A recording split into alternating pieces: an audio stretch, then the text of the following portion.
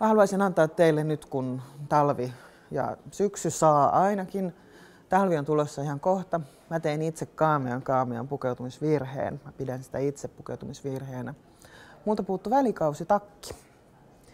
Ja ehkä 2-3 vuotta sitten mä olisin jonkinlaisen, minkä lienee klassikko takin hankkinut itselleni, mutta nyt mä tein sen virheen, että mä ostin kevyt untuva takin. Mä liityin kevyt untuva takki naisten joukkoon, jossa ei ole muuta varsinaista vikaa kuin se, että heitä on liikaa.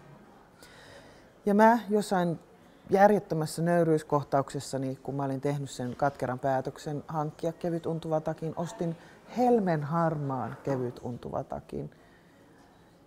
Eli juuri sellaisen takin, jossa nainen voi muuttua näkymättömäksi.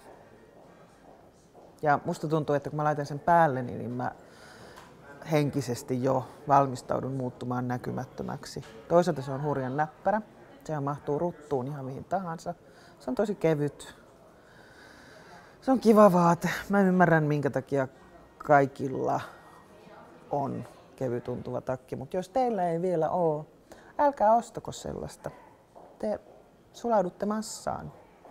Palelkaa, kestäkää, käyttäkää vaikka villapaitoja, ei huovutettuja villapaitoja ja siirtykää talvitakkikauteen ylpeänä, rohkeina. Te olette onnistuneet vastustamaan kevyt untuva takin kiusausta.